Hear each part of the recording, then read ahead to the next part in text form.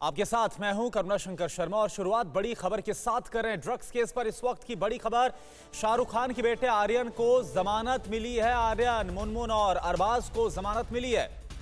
Bombay high court ने तीनों आरोपियों को जमानत दे दी है। 26 दिन के बाद शाहरुख खान के बेटे आर्यन खान को जमानत मिली है। शाहरुख खान के बेटे आर्यन के साथ साथ अरबाज और मुनमुन धमेचा को भी बेल मिल गई है।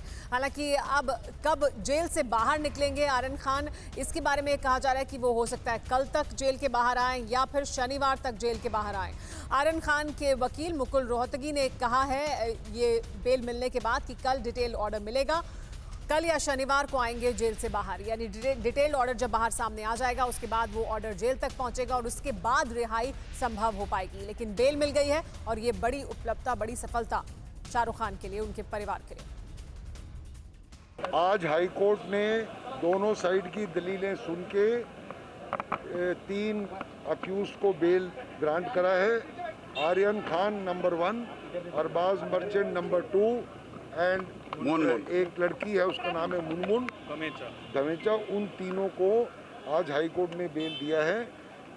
पक्का डिटेल्ड ऑर्डर कल मिलेगा और मुझे उम्मीद है कि ये तीनों अक्यूज जो हैं ये कल या शनिचर तक बाहर आ जाए। इस पूरे मामले पर और ज्यादा जानकारी के लिए आइए सीधे रुख करते हैं अखिलेश का। अखिलेश हमारे साथ मुंबई से जुड़े हैं और पूरे मामले पर नजर रखे हुए हैं। अखिलेश, जब ये ऑर्डर दिया गया बेल का, उसमें क्या जो दलीलें रखी गई थी मुकुल रोहतगी की तरफ से, आर्यन के वकीलों की तरफ से, उसमें लगातार ये कहा जा रहा था कि एग्जाम्पल नहीं सेट करना चाहिए, युवा हैं, मौका देना चाहिए और उनके खिलाफ कोई केस नहीं बनता है। क्या और दलीलें सामने रखी गई, किस आधार पर बेल मिली? जी बिल्कुल, देखिए आज जब सुनवाई हो रही थी तब एनसीबी को अपनी तरफ से दलीलें रखनी थी क्योंकि डिफेंस लॉयर का आर्गूमेंट पहले ही तीनों का हो चुका था।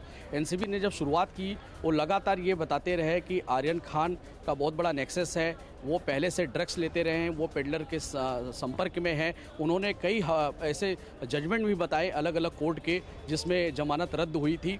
लेकिन जब मुकुल रोहतगी फिर से बहस करने उठे और उन्हें कहा कि अगर मान लीजिए कि एक होटल में 500 लोग हैं और वहाँ पर अगर रेड होती है, 5 लोगों के 5 मिलता तो आप क्या 500 लोगों के ऊपर कार्रवाई करेंगे? और यही चीज़ क्रूज पे हुआ जब वहाँ 1300 लोग थे, आपने उनमें से सिर्फ पहले दिन 8 लोगों को गिरफ्तार किया। तो ये सभी बातें जो थी ये आर्यन के फेवर में गई।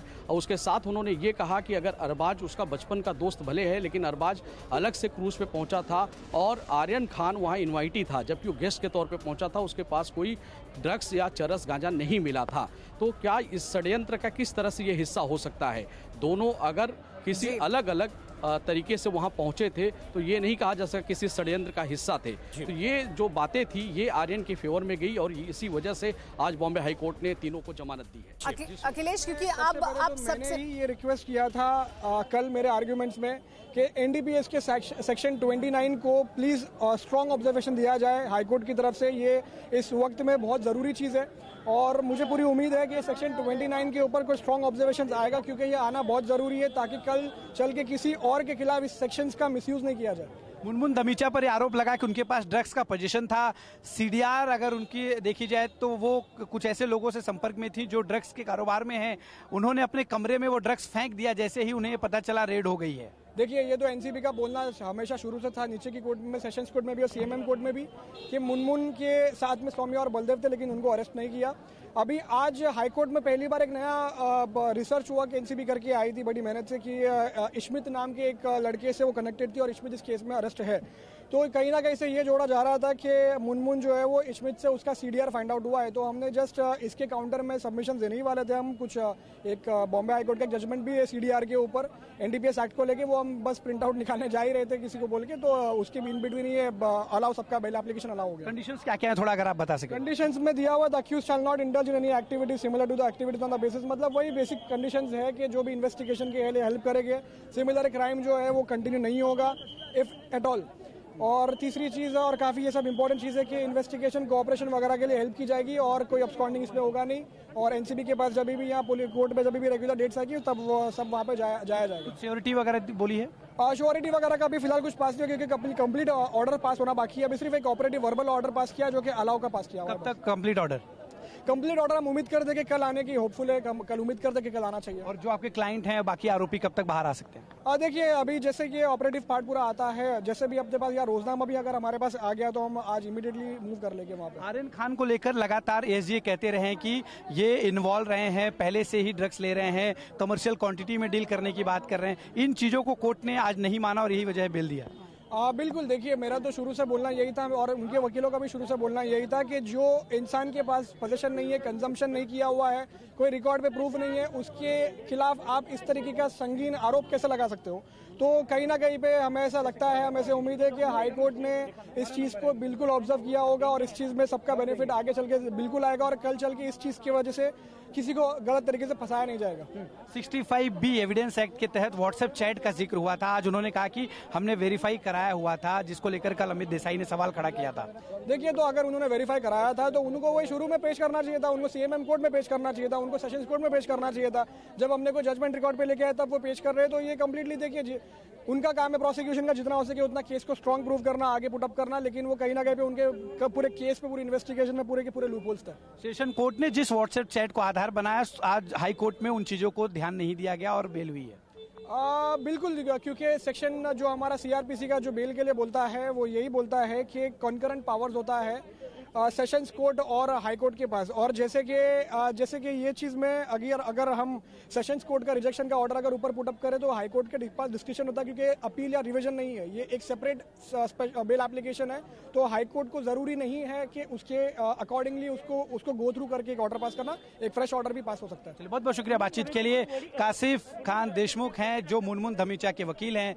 इनका साफ तौर पे कहना है कि इस पूरे मामले में कोर्ट ने व्हाट्सएप चैट को लेकर जिस तरह से सेशन कोर्ट ने संज्ञान लिया था, हाई कोर्ट ने उसे संज्ञान में नहीं लिया। साथ ही जो कमर्शियल क्वांटिटी की बात की जा रही थी उसे भी कोर्ट ने फिलहाल प्राइमरी स्टेज पर जो है दलीलें जो एसजी की तरफ से दी गई थी उसे नहीं माना है और आर्यन खान, मुनमुन धमीचा और अरबाज मर्चेंट को बेल दे दी गई है। डिटेल ऑर्डर शुक्रवार को आएगा और शनिवार तक बहुत ज्यादा मुमकिन है ज्यादा से ज्यादा आर्यन, अरबाज और मुनमुन धमीचा जेल से बाहर हो पाएंगे। कैमरा इस वक्त हमारे साथ अरबाज मर्चेंट के पिता हैं, इनसे बातचीत करेंगे। सर, ये जानना चाहूंगा पहली प्रतिक्रिया क्या है, आपके बेटे को जमानत मिल गई है? प्रतिक्रिया क्या मतलब? आपकी पहली प्रतिक्रिया क्या है, रिएक्शन क्या है? जस्ट टेल माय वाइफ, सब माएँ वहाँ पे वेट कर रही है विद वेटेड ब्रेथ। 34,563 4560 इतनी मिनट्स अंदर है। आप माँ को सबसे ज्यादा खुशी तो माँ को ही होंगी, चाहे गौरी खान हो चाहे आयशा मर्चेंट हो। तो सबसे पहला है कि उनके पास जाना, उनके पास जाके ऊपर वाले को शुक्रिया अदा करना, बाकी तो खुशियाँ होते रहती है। शुक्रिया अदा करना, बाकी तो खुशियाँ होते रहती है। बट इसी हिसाब से हमें एक अनुभव मिल गया है, हजारों लोग जो बेकसूर जेल में बंदिश में बैठे हैं।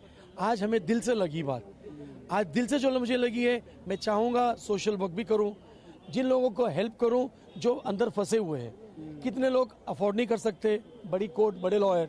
मेरा चाहना यही है, गॉड विलिंग मैं भी उनको सपोर्ट करूं और जल्द से जल्द उनको जस्टिस दे सकूं।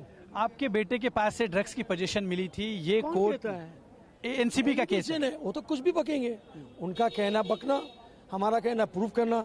हमने कहा सीसीटीवी फुटेज दीजिए, वो देने को तैयार नहीं है। भाई साहब, अगर कुछ पकड़ा गया तो आप दिखाएंगे तो सही, आपके पास क्या प्रूफ है? मेरा बेटा ना वो पढ़ता है ना कोई भी चरस किसी चीज की हैबिट है नहीं। वी आर स्टॉन्च मुस्लिम्स और एलिगेशन देने के हिसाब से उन्होंने बोले सीसीटीवी फुटेज दीजिए, वो देने को तैयार नहीं है। ब्लड रिपोर्ट दीजिए, ब्लड रिपोर्ट देने को तैयार नहीं है। तो भाई साहब, कुछ भी बकेंगे, हम थोड़ी आपको मानेंगे। कोर्ट कहता है प्रूफ, आपके पास एविडेंस है, नहीं है, आप कुछ भी कह सकते हैं। आपका कहना बोलना, लोगों की जबान है, कहते रहेंगे, हमारी जबान है डिफेंस करना। आज कोर्ट ने बराबर से कह दी, कुछ भी क्वांटिटी नहीं है, एलिगेशंस है, दे बीन इम्प्लिसिट फॉल्सली। और जो गलत बेबुनियाद इल्जाम लगाए गए बिल्कुल बेबुनियाद है, इसमें कोई इसमें प्रूफ नहीं है, और सब बेबुनियाद है। मासूम बच्चे 14 दिन से जेल 24 दिन से जेल में हैं।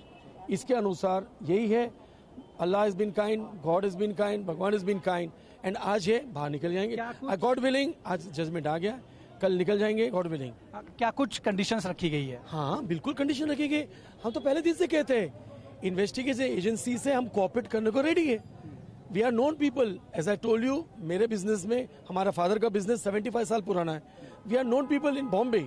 बाहर जाने का कोई उम्मीद है ही नहीं।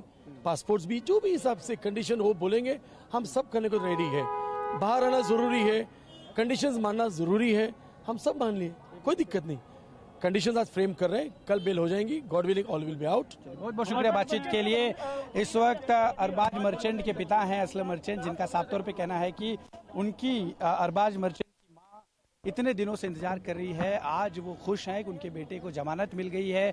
साथ ही उनका ये भी कहना है कि इस घटना के बाद उन्हें एक सबक मिला है कि ऐसे बहुत से बेगुनाह जेल में हैं, उनके लिए वो लड़ेंगे। आपको बता दें कि अरबाज के पिता पेशे से वकील हैं और उनकी तरफ से अमित देसाई जो सीनियर काउंसिल हैं, उन्होंने आज जो है कल से अपनी दलीलें रख रहे थे और आज आर्यन खान, अरबाज मर्चेंट और मुनमुन धमीजा को बेल मिल गई है।